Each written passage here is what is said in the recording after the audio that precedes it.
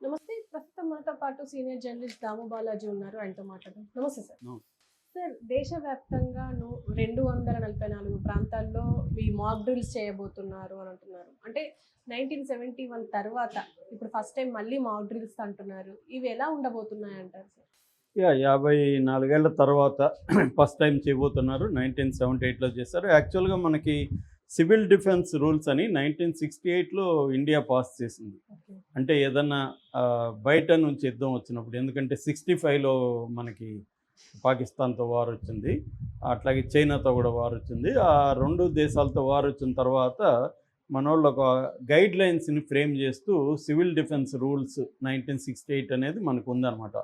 ఆ రూల్స్ ప్రకారం మనకి ఏ దేశంతో అయినా యుద్ధం వచ్చినప్పుడు ఈ ఇండియన్లో ఉండే సివిల్ పాపులేషన్ని రెడీ చేయడానికి, వార్ సిచ్యువేషన్ వస్తే ఎలా ఉండాలి అనేది ప్రధానంగా రెడీ చేయడానికి, అట్లాగే సివిల్ అడ్మినిస్ట్రేషన్ని, బ్యూరోక్రసీ, సివిల్ అడ్మినిస్ట్రేటివ్ వివిధ వ్యవస్థల్ని, అట్లాగే వివిధ సెన్సిటివ్ ప్రాంతాలని మనం సురక్షితంగా ఎలా ప్రిపేర్డ్గా ఎలా ఉంచాలి అనేది, ఇవన్నీ రెడీ చేయడం కోసం మాక్ డ్రిల్స్ కండక్ట్ చేయడం అనేది పెట్టుకోవాలనేది చేసుకున్నాం అన్నమాట. ఈరోజు మొత్తం 244 జిల్లాల్లో 259 లొకేషన్లలో ఈరోజు మాక్ డ్రిల్స్ జరగబోతుంది. దీన్ని కేటగిరీస్గా డివైడ్ చేశారు. మన రాష్ట్రాలు కేటగిరీ 2 కిందకు వస్తాయి. ఎందుకంటే కేటగిరీ ఫస్ట్ అనేవి ఇంటర్నేషనల్ బార్డర్, పాకిస్తాన్కి మనకున్న ఇంటర్నేషనల్ బార్డర్ 3323 కిలోమీటర్లు మనకి పాకిస్తాన్కి మధ్య బార్డర్ ఉంది. అంటే ఇట్లు గుజరాత్, పంజాబు, రాజస్థాను, ఈ జమ్మూ అండ్ కాశ్మీర్, ఈ ప్రధానంగా ఈ రాష్ట్రాల బార్డర్ ఉండదు. దీన్ని ఫ్రంట్ లైన్ స్టేట్స్ అంటారు. సో వీటి మీద ఫస్ట్ అటాక్ చేసే అవకాశం ఉంటుంది అన్నమాట. పాకిస్తాన్ దాడి చేస్తే ఫస్ట్ ఏం చేస్తుందంటే బార్డర్ ఏరియాల్లో చేస్తుంది. అంటే బార్డర్కి వితిన్ 100 కిలోమీటర్ల దూరంలో. ఇప్పుడు మన అటాక్స్ కూడా ఆపరేషన్ సింధూర్ కూడా ఏం చేసాము, ఇంటర్నేషనల్ బార్డర్లో 100 కిలోమీటర్ల దూరంలో ఉండే బహవల్పూర్ లాంటి ఏరియాలో మనం పోయి అటాక్ చేసాం. కాబట్టి వాళ్ళు కూడా అలాంటి చేస్తారు. కాబట్టి ఈ అక్కడ ఉన్న ఢిల్లీ, పంజాబు, ఈ ప్రాంతాలు ప్రధానంగా కేటగిరీ నెంబర్ 1కి వస్తాయన్నమాట. సో ఓవరాల్గా అసలు ఏం చేస్తారు ఈ సివిల్ డిఫెన్స్ సెక్యూరిటీ డ్రిల్ అంటారు దీన్ని. ఈ సెక్యూరిటీ డ్రిల్లో ఏమేమి చేస్తారు, ఈరోజు 4 గంటల నుంచి 4:30 గంటల వరకు చేయబోతున్నారు. ఆల్రెడీ మనకు ఫిరోజ్పూర్ పంజాబ్లో ఉంటుంది. ఇది బార్డర్కి దగ్గరగా ఉంటుంది. దీంట్లో 30 మినిట్ బ్లాక్అవుట్ మొన్ననే 4 రోజుల ముందు కూడా చేశారు. బ్లాక్అవుట్ వస్తే ఎలా ఉంటుంది, ఎందుకంటే ఇప్పుడు వార్ వస్తే ఫస్ట్ వాళ్ళు ఏం అటాక్ చేస్తారు, మన పవర్ గ్రిడ్స్ మీద అటాక్ చేస్తారు. పవర్ ఉండదు. సో అట్లాగే ఇంటర్నెట్ ఉండదు. సో ఇంటర్నెట్ పవర్ లేగినప్పుడు బ్లాక్అవుట్ అంటాం. బ్లాక్అవుట్ అయిపోయినప్పుడు ఏం చేస్తారు ఒకటి. రెండవది, వార్ వచ్చినప్పుడు ఇండియానే బ్లాక్అవుట్ని విధిస్తుంది. ఎందుకంటే పవర్ అనేది లేనప్పుడు వాళ్ళు స్ట్రాటజిక్ ప్లేసుల్ని గుర్తించడం కష్టం వాళ్ళు అటాక్ చేయడానికి. అందుకని మనమే చీకట్లో మగ్గుదామని డిసైడ్ అవుతాం. అయితే మామూలుగా పవర్ లేకపోతే జనరేటర్లో ఇంకోటి పెట్టుకోవడం ఉంటుంది కదా, అవన్నీ కూడా సాధ్యం కాదు. కంప్లీట్ డార్క్నెస్లకి వెళ్ళిపోతుంది. ఆ కంప్లీట్ డార్క్నెస్కి అలవాటు అవ్వాలి జనం. అది ఎలా ఉంటుంది ఆ సిచ్యువేషను, మనం ప్యానిక్ అయిపోకూడదు, ధైర్యంగా ఉండాలి, అట్ ద సేమ్ టైం జాగ్రత్తగా ఉండాలి. సో ఈ యాంగిల్లో చేస్తారనమాట. నెంబర్ 1 వచ్చి air raid sirens warning system. అంటే అక్కడ ఇప్పుడు వాళ్ళు అటాక్ చేయబోతారని ముందుగానే మన ఇంటెలిజెన్స్ వ్యవస్థ, మన శాటిలైట్ వ్యవస్థ పసిగడుతుంది వాళ్ళు రాబోతున్నారు. ఉన్నా కానీ వాళ్ళు మనకి ఈ వార్నింగ్ సిస్టమ్ ఎయిర్లైన్ ఇవి ఇస్తారనమాట. Air raid sirens long sirens మోగుతాయి. మనం వీడియోలు చూడొచ్చు. దీంట్లో ఎక్కడ మన గాజాలో కానీ లేకపోతే ఉక్రెయిన్లో కానీ ఆ వీడియోలు చూస్తే వాళ్ళు ఎలా ఇస్తున్నారు, ప్రజలు ఎలా అప్రమత్తం, అవన్నీ ఉన్నాయన్నమాట. అవి చూసినా కూడా మనకు అర్థమవుతుంది. మనకు ఒకవేళ పాకిస్తాన్ వాళ్ళు మన మీద అటాక్ చేస్తే ఎలా ఉండాలో మనం ఆ వీడియోలు చూడొచ్చు. సో అలాగా వార్నింగ్ సిస్టమ్ని అలర్ట్ చేస్తారు. వార్నింగ్ సిస్టమ్స్ యాక్టివ్గా ఉన్నాయా లేదా, ఎక్కడెక్కడ వార్నింగ్ సిస్టమ్ ఉన్నాయి, ఎక్కడెక్కడ లేవు, ఇవన్నీ కూడా మనకి ఈ డ్రిల్లో తెలుస్తాయి అన్నమాట. రెండవది బ్లాక్అవుట్ ప్రోటోకాల్స్. ఇందాక చెప్పిన పవర్ అంతా కంప్లీట్ కట్ చేసేస్తారు. మొబైల్స్ ఉండవు, మొబైల్స్ పనిచేయవు, ఇంటర్నెట్ పనిచేయదు. ఇటువంటి కండిషన్లో ఎట్లా మనం కమ్యూనికేట్ చేసుకోవాలా, రేడియో ఫ్రీక్వెన్సీని ఎలా వాడుకోవచ్చు, రేడియో ఫ్రీక్వెన్సీ ద్వారా కమ్యూనికేట్ చేయొచ్చు. మనకి ఇంటర్నెట్ లేకపోయినా మొబైల్కి మెసేజ్లు వచ్చే విధంగా ప్లాన్ చేసుకోవచ్చు.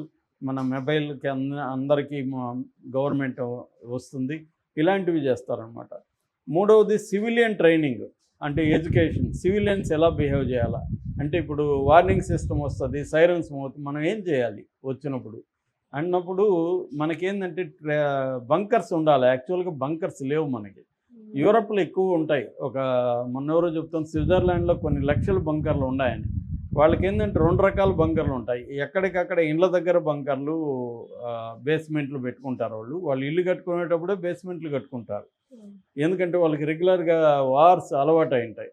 మనకు అది లేదు కాబట్టి మనకు ఆ స్ట్రక్చర్ లేదు. పైగా మనకేంటంటే ప్రతి స్పేసు, ప్రతి అంగుళం ఇక్కడ ఇంపార్టెంట్ కాబట్టి మనం వేస్ట్ చేయం దానికోసం. సో అందువల్ల మన బంకర్స్ లేవు. అది ఇండిపెండెంట్ బంకర్స్. రెండోది కమ్యూనిటీ బంకర్స్ ఉంటాయి. ఒక్కొక్క కాలనీకి ఒక్కొక్క ఏరియాలో బంకర్స్ ఉంటాయి. అక్కడ అందరూ వచ్చి గుంపుగా అక్కడ ఉండడం. సో బంకర్స్లో మళ్ళీ ఏమేమి పెట్టుకోవాలి, అక్కడ ఫుడ్డు, వాటరు ఇవన్నీ స్టోరేజ్ ఉండాలి. లేకపోతే ఇప్పుడు ఒక 10 రోజులు వార్ వచ్చిందనుకో, 10 రోజులకి సరిపోయే ఫుడ్ ఉండాలి, 10 రోజులకి సరిపోయే వాటర్ సోర్సెస్ ఉండాలి, ఇతర మెడిసిన్స్ కానీ, మిల్క్ కానీ పిల్లలకి ఇలాంటివి నెసెసిటీస్ని ఎలా స్టోర్ చేసుకోవాలి, ఇవన్నీ నేర్పిస్తారన్నమాట. అట్లాగే ఫస్ట్ ఎయిడ్ కిట్స్ ఎలా యూజ్ చేయాలి. మెడిసిన్ అందరికి కూడా మినిమం ట్రైనింగ్ ఉండాలి. అంటే మెడికల్ స్టాఫ్ అంటారు కదా, అలాగా ఎవరికైనా గాయపడినప్పుడు ఫస్ట్ ఎయిడ్ ఎలా చేయాలి, ఇటువంటివన్నీ కూడా నేర్పిస్తాడు. అంటే ఫర్ ఎగ్జాంపుల్ సిపిఆర్ ఎలా చేయాలి, ఇట్లాంటివి. అట్లాగే ఎడ్యుకేషన్ అండ్ క్యామోఫ్లేజింగ్ అంటే, ఇప్పుడు మన చార్మినార్ ఉంది ఎగ్జాంపుల్. చార్మినార్ని కప్పేస్తారు, చార్మినార్ కనపడకుండా. అంటే చార్మినార్ ఎక్కడ ఉందో తెలియకుండా కప్పేయడం. అట్లా ఇప్పుడు హైదరాబాద్లో కొన్ని డిఫెన్స్ ఇవి ఉన్నాయి. ఆ ఇంపార్టెంట్ వాటి మీద, పవర్ గ్రిడ్స్ మీద వేయచ్చు, కొన్ని ఫ్యాక్టరీల మీద వేయచ్చు, తర్వాత రిఫైనరీస్, ఆయిల్ రిఫైనరీస్ ఇలాంటివి ఉంటే వాటి మీద వేయచ్చు. అలాంటి ముఖ్యమైన సెన్సిటివ్ ఏరియాలు అంటారు. ఈ సెన్సిటివ్ ఏరియాలని కప్పేస్తారన్నమాట. ఇప్పుడైతే మన దేశంలో 100 సెన్సిటివ్ ఏరియాలని గుర్తించారు. ఈ 100 సెన్సిటివ్ ఏరియాలని కూడా క్యామోఫ్లేజ్, అంటే ఫర్ ఎగ్జాంపుల్ తాజ్మహల్ లాంటివి క్యామోఫ్లేజ్లోకి వెళ్ళిపోతాయి అన్నమాట. అక్కడ ఏమీ కనపడదు, వాళ్ళు అటాక్ చేయాలనుకున్నా తెలియదు. ఐదవది కోఆర్డినేటింగ్ టెస్టింగ్ అంటారు. అంటే వివిధ గవర్నమెంట్ డిపార్ట్మెంట్ మధ్య కోఆర్డినేషన్ ఉండాలి. హెల్త్ సెక్టర్ కావచ్చు, పోలీస్ కావచ్చు, ఫైర్ ఇంజన్ బ్యాచ్ కావచ్చు. ఎందుకంటే అటాక్ జరిగినప్పుడు ఫైర్ ఇంజన్స్ ఇమీడియట్గా రావాలి, వాళ్ళకి వాటర్ సోర్స్ ఏంటి, వివిధ డిపార్ట్మెంట్ల మధ్య కోఆర్డినేషన్ ఎలా ఉందనేది కూడా ఈ మాక్ డ్రిల్లో టెస్ట్ చేస్తారు. అలాగే పబ్లిక్ గైడెన్స్ చేస్తారు. అంటే టార్చ్ లైట్లు కొనుక్కోండి, బ్యాటరీసు, ఎందుకంటే పవర్ ఉండదు కాబట్టి టార్చ్ లైట్స్, బ్యాటరీ మన దగ్గర ఉంటే ఎక్కువ కాలం అది వాడచ్చు. క్యాండిల్స్. రెండోది ఇందాక చెప్పినట్టుగా ఫుడ్డు, స్టోరేజ్, అంటే త్వరగా చెడిపోని లాంగ్ టర్మ్ ఉన్న ఫుడ్స్ ఏవైతే ఉన్నాయో అవి ఎక్కువగా ప్యాక్డ్ ఫుడ్స్ని స్టోర్ చేసుకోవడం. తర్వాత వాటర్ని ఎక్కువగా స్టోర్ చేసి పెట్టుకోవడం. ఇంకా బేర్ నెసెసిటీ, ఇంట్లో పిల్లలు ఉంటే మిల్క్ పౌడర్స్ అవన్నీ పెట్టుకోవడం, మెడిసిన్స్ని పెట్టుకోవడం, ఫస్ట్ ఎయిడ్ కిట్ ప్రతి ఇంట్లో పెట్టుకోవడం. ఇవన్నీ కూడా మనకి ట్రైనింగ్ ఇస్తారన్నమాట. ఎందుకంటే రేపు వార్ సిచ్యువేషన్ వచ్చినప్పుడు మనం సర్వైవ్ అవ్వడం ఎలాగా అనేది అప్పటికప్పుడు ఎత్తుక్కోకుండా ముందుగా ప్రిపేర్ చేసుకోవాలి. అయితే ఇక్కడ గవర్నమెంట్ చెప్పేది ఏమంటే, ప్యానిక్ కాకండి, ఇప్పటికిప్పుడేమో పాకిస్తాన్ మన మీద వచ్చి దాడులు చేసే పరిస్థితి ఉండదు, కానీ అప్రమత్తంగా ఉండమని మాత్రం చెప్తుంది. ఎందుకంటే ప్యానిక్ అయితే ఏం జరుగుతుందంటే, మనం పొలవమని పోయి షాపింగ్లోకి పోయి కొనేయడం మొదలు పెడతాము. షాపర్స్ కూడా వాళ్ళు రేట్లు పెంచేస్తారు. సో దీనివల్ల పేదలకి అందుబాటులో ఉండవు.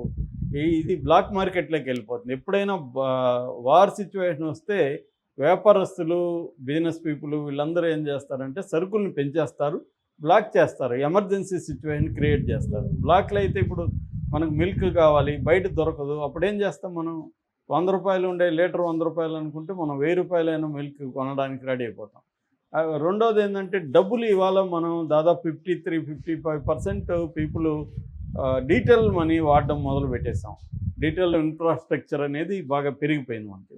అందువల్ల క్యాష్ పెట్టుకోవడం కూడా ఇంపార్టెంట్. ఎందుకంటే బ్యాంక్స్ పని చేయకపోవచ్చు, బ్యాంక్స్లో ఇంటర్నెట్ ఉండదు, సర్వర్ డౌన్లు అవుతాయి. సో ఏటీఎంలు పనిచేయవు.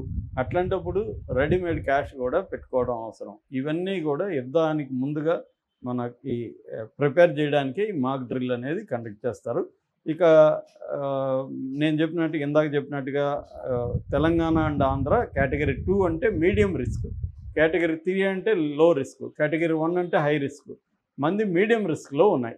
ఎందుకు మీడియం రిస్క్ అంటే ఆంధ్రాలో ఏమో వైజాగ్ అనేది ఇంపార్టెంట్, పోర్టు సిటీ కాబట్టి అది కేటగిరీ 2కి వచ్చింది. ఎందుకంటే ఇప్పుడు పోర్ట్లు అనేవి చాలా ఇంపార్టెంట్ యుద్ధంలో.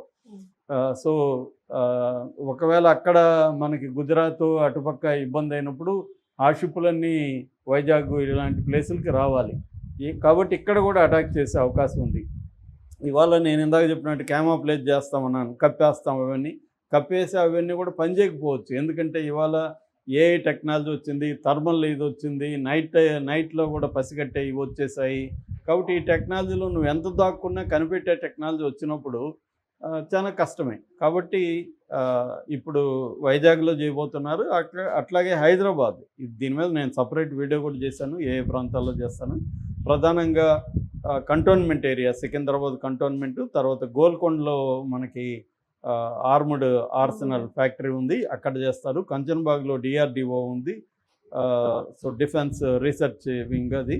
అట్లాగే నాచారం, ఇలాంటి డిఫెన్స్ ఏరియాలు హైదరాబాద్లో ఎక్కువ ఉన్నాయి కాబట్టి వాటి మీద బాంబులు పడే అవకాశం ఉందన్నమాట. అందుకని ఈ ఏరియాలో ప్రజలు అప్రమత్తంగా ఉండాలి. ఏదేమైనా పాకిస్తాన్ నెక్స్ట్ మూవ్ని బట్టి యుద్ధం ఏ స్థాయిలో ఉంటుంది అనేది మనకి ఈరోజు రేపటి లోపల క్లారిటీ వస్తుంది. పాకిస్తాన్ కానీ మన జనావాసాల మీద, మన మిలిటరీ, మన ఎయిర్పోర్ట్లు వీటి మీద కానీ అటాక్ చేసిందంటే మాత్రం మళ్ళీ మనం దానికి రెట్టింపుగా చేస్తాం. రెట్టింపుగా చేస్తే పాకిస్తాన్ కూడా మళ్ళీ దాని బలానికి దానికి చేస్తుంది. ఎందుకంటే పాకిస్తాన్కి చైనా, టర్కీ, ఇరాన్ లాంటి దేశాలు సపోర్ట్ ఉంది. ఒక చైనా చాలు పాకిస్తాన్కి సపోర్ట్ చేయడానికి. కాబట్టి పాకిస్తాన్ని కూడా మనం తక్కువ అంచనా వేయకూడదు. పైగా వాళ్ళకి న్యూక్లియర్ వెపన్స్ ఉన్నాయి. న్యూక్లియర్ కానీ వాడితే మాత్రం ఇంకా ఎవరు ఏం కాపాడలేరు మనల్నైనా వాళ్ళనైనా.